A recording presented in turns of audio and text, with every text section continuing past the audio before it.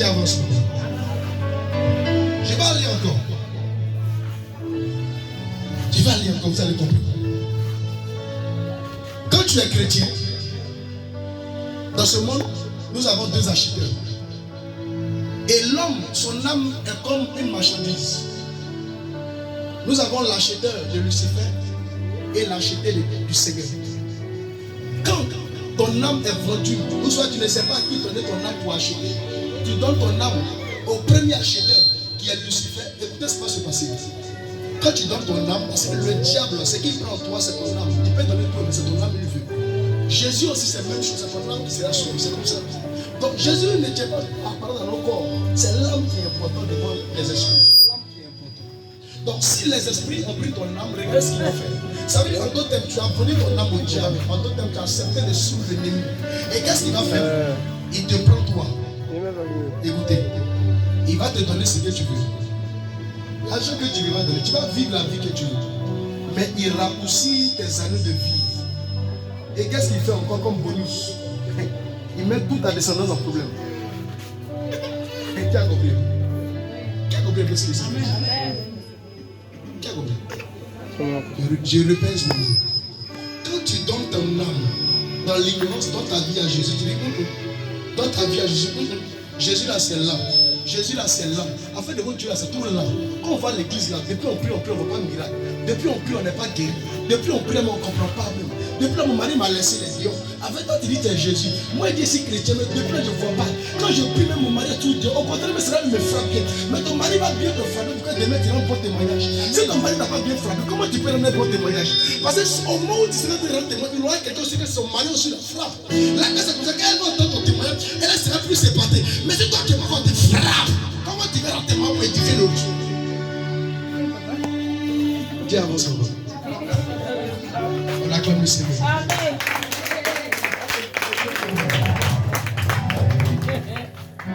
Et quand tu donnes ta marchandise à l'ennemi, il te prend. Qu'est-ce qu'il fait? Il montre aux yeux des humains que tu as réussi. C'est habillage. Dis à quelqu'un, c'est habillage. Mais il n'a qu'à faire mieux, moi s'il va dormir. Amen.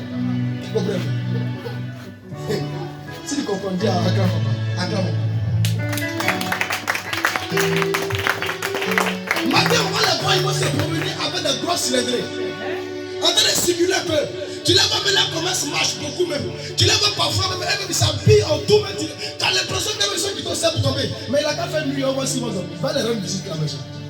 Ils ne dorment pas. C'est là ils vont chercher des compagnies pour. Mais il fait nuit.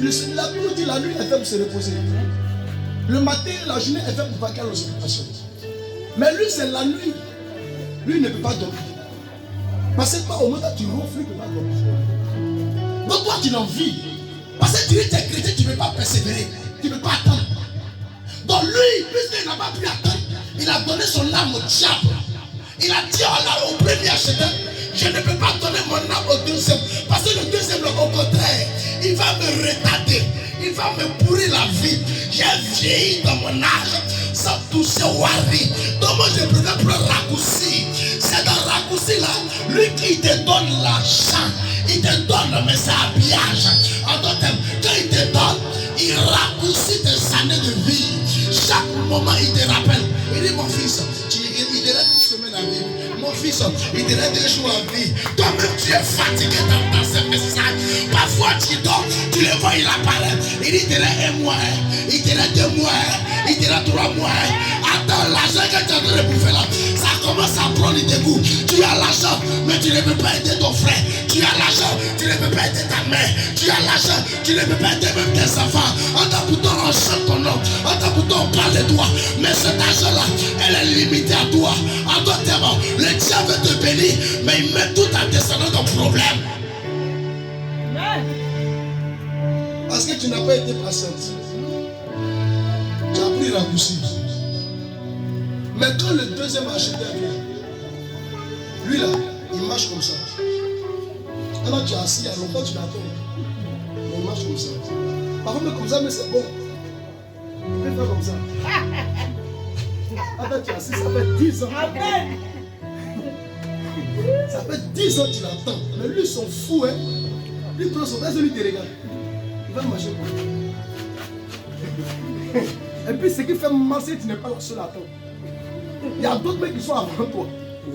Attends, c'est là qu'il va prendre son temps pour venir vers toi. Parce qu'il connaît ce qu'il va venir te donner. Donc lui là, il prend son temps pour que toi, tu sois patient. Pour que quand tu reçois là, tu sais comment gaspiller, tu sais comment gérer, tu sais comment entreprendre ça. Tu ne peux pas utiliser quelque chose de plus et en même temps les délapider, c'est possible. Donc il prend son temps pour te façonner, il prend son temps pour t'arranger. En d'autres termes, il enlève l'orgueil, il enlève la méchanceté, il enlève l'avarice, il enlève les mauvaises pensées. Parce qu'il y a des gens qui sont bénis, commencent à avoir. Il y a des gens qui reçoivent ne plus aider. Il y a des gens qui reçoivent commencent à gonfler tes épaules. Donc Dieu n'est pas dans ça. Donc depuis que tu es assis là, il va prendre son temps à marcher un peu, comme une tortue avant d'arriver vers toi. Mais quand il arrive à ton niveau et que le jour il te donne là, ma fille, quand Dieu bat ta campagne, même le diable vote pour toi. Amen. Personne n'a compris. Amen. Tu n'as pas encore bien compris. Quand Dieu bat ta campagne, Satan vote pour toi. Parce que là, l'information est venue d'en haut en haut. Il n'a pas quelque chose à dire. Vas-y mon fils. Écoutez le deuxième. Agé 2, verset 9. Agé 2, verset 9, vas-y. La gloire de cette dernière maison sera plus grande que celle de la première. Vous l'avez compris? Pour ceux qui ont persévéré, la gloire de cette dernière maison sera plus grande que celle de la première. Ça veut dire si avant tu travaillais mais tu ne connaissais pas Jésus, où tu as connu Jésus là, cet argent ne t'appartenait pas. Il faut qu'il soit clair avec toi. Ça ne l'appartient pas. C'est toi et tes efforts qui t'ont donné ça. Donc quand tu décides à venir vers lui là, ton patron te chasse. Il dit bon ma soeur, excuse-moi vraiment, tu as eu une liste de renvoi, pour mine de rien comme ça, de renvoi. On dit que tu as été exclu. Si ce travail c'est bon, parfois même dans ta famille, on dit bon c'est fini, on t'aime plus. On commence à compéter contre toi. Toi seul, tu es dans ta position. Tu es seul. Parce que il dit la dernière gloire sera plus puissante que la première. La première, tu avais une gloire, mais elle n'était pas puissante. Parce que si tu touchais 100 000, 200 000, tu pensais qu'elle était c'est rien, cette bêtise. Le Seigneur dit, il va te donner une gloire où des gens vont témoigner de cette gloire. Mais avant de la témoigner, il faudrait qu'ils s'assurent. Vas-y, continue. Écoutez ce qu'il va dire. Dit l'Éternel des armées. Dis l'Éternel des armées. Et c'est dans ce lieu. Et c'est dans ce lieu, quel lieu? Pose question à quelqu'un, dis à ma soeur, c'est dans quel lieu? C'est où tu es assis, tu dis depuis, j'ai pris. Je n'ai pas pris Mario. C'est dans le lieu là. Depuis ici, venir à l'église même là. Papa fait révélation pour personne, mais moi je ne le vois pas. C'est que Dieu ne lui a pas encore parlé à ton sort. On ne se presse pas pour révélation. On ne se presse pas. Et c'est ce qui fait que beaucoup d'hommes de Dieu mentent aux gens. C'est ce qui fait. Papa fait révélation sur l'autre. Mais attends, j'étais assis auprès d'elle. C'est pas parce qu'il ne t'a pas vu.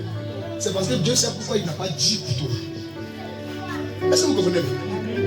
On ne peut pas forcer un homme de Dieu qui est l'oracle de Dieu à prophétiser un mensonge sur ta vie. Sinon ça va pas s'accomplir. Mais quand c'est Dieu qui prononce, ça s'accomplit propre.